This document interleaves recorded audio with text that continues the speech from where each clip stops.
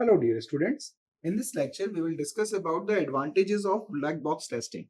So black box testing के advantages क्या हैं? पहला advantage, it is well suited and efficient for large code segment. आप black box testing इसमें code का तो आपको कोई इफेक्ट पड़ता नहीं है ना, क्योंकि उस कोड से एक सर्टेन रिजल्ट स्क्रीन जनरेट हो रही है. ठीक है, आपको किसको चेक करना है? एज अ यूजर आपको बस इसको चेक करना है. ठीक है, सो इंटरफेस चेक करना है, बटन अच्छे से बिहेव कर रहे हैं कि नहीं, कंटेंट अच्छे से दिख रहा है कि नहीं. मान लीजिए एक वेबसाइट के केस की बात करूं मैं यहाँ पर, तो ये सारे आपको टेस्टिंग क्राइटेरियाज रहेंगे ब्लैक बॉक्स टेस्टिंग. ठीक है. दूसरा, code access is not required. Obviously this should be hidden. ये कोड वाला पार्ट हिडन रहेगा. Then third is clearly separate user perspective from the developer perspective. तो ये क्या है? बेसिकली जो यूजर, जो एंड यूजर इस एप्लीकेशन को यूज करने वाला है, उसके पर्सपेक्टिव को ध्यान में रखकर ये भाई साहब जो है, ये जो टेस्टर है, और ये कौन सी टेस्टिंग कर रहे हैं? ब्लैक बॉक्स टेस्टिंग कर रहे हैं, है ना. तो वो ये बस एंड यूजर बन के चेक करेंगे कि ये जो स्क्रीन पे सारे कंपोनेंट्स दिख रहे हैं, क्या वो अच्छे से काम कर रहे हैं या नहीं. Likewise, right? Large number of moderately skilled testers can test the application who have no knowledge of implementation, programming language or operating system. अब मान लीजिए ब्लैक बॉक्स टेस्टिंग करनी है, तो हमारे पास टेस्टिंग पूल में ये टॉप लेवल पे जितने भी ये जो टेस्टर्स हैं, ये टेस्टर्स एक्सपर्ट हैं.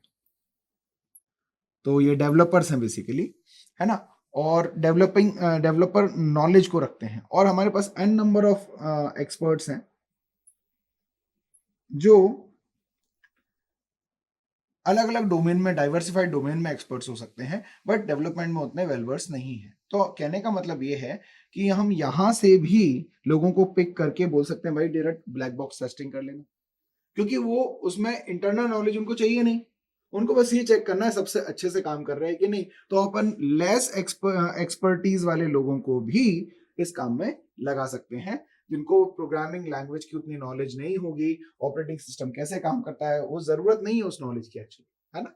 सो ये लोग वहां पे काम कर सकते हैं. एक्सपर्ट की उसमें नीड नहीं होगी, एक्सपर्ट ऑफ डेवलपमेंट उसकी नीड नहीं होगी. सो आप समझ रहे होंगे ये दोनों पार्ट कैसे इंपॉर्टेंट है. सो अगर अब एक्सपर्ट की नीड कब होगी? जब ये व्हाइट बॉक्स कर रहे होंगे अपन, है ना, तो अपन बाद में देखेंगे उसको. अब जैसा कि आप जानते हैं कि ब्लैक बॉक्स में हमें बस जनरलाइज टेस्टिंग करनी होती है ना, ऊपर ऊपर से. तो इसलिए उसको इंटरनल डिटेल को अपन छुपा देते हैं. तो उसके कारण कुछ डिसएडवांटेजेस हम इसमें एनकाउंटर करते हैं. सो पहले देखेंगे limited coverage since only a selected number of test scenarios is actually performed. तो यहाँ पे लिमिटेड कवरेज होने के कारण टेस्ट सिनेरियोज जो बनेंगे वो भी कम ही होंगे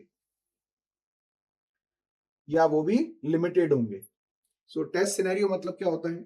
सिनेरियो क्या होता है? एक सिनेरियो एक एस्पेक्ट होता है, एक कॉन्टेक्स्ट होता है. ठीक है, सो ऐसे कितने कॉन्टेक्स्ट है, मतलब डिफरेंट डिफरेंट व्यू पॉइंट जहां से अपन है ना टेस्टिंग कर सकते हैं. तो इसमें बहुत ही कम टेस्ट सिनेरियो जनरेट होते हैं. ठीक है, so selected test scenario will be conducted. दूसरा पॉइंट है इनएफिशिएंट टेस्टिंग होती है ये, due to the fact that the tester only has limited knowledge about an application.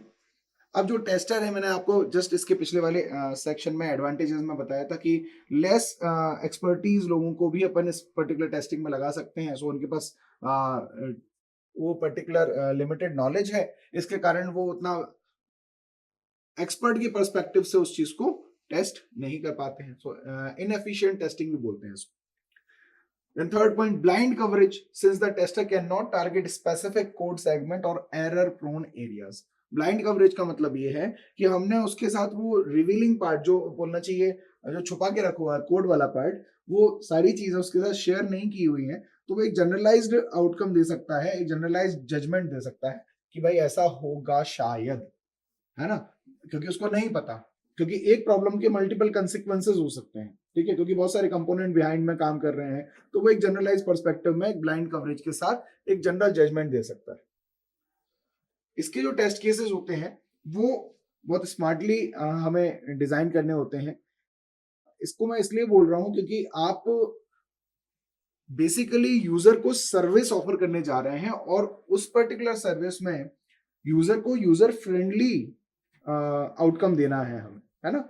सो जो भी अपना डिसाइड हुआ था, जो भी टारगेट था इस पर्टिकुलर बोलना चाहिए प्रोडक्ट का, जो जिससे यूजर इंटरेक्ट करेगा, स्पेशली द प्रेजेंटेशन पार्ट, है ना, वहां पर टेस्ट केसेस को हमें स्मार्टली डिजाइन करना होगा। सो इस तरह ये कॉशियस है कि आपको थोड़ा सा ध्यान रखना होगा इन चीजों पर। So these are the disadvantages of black box testing. Thank you.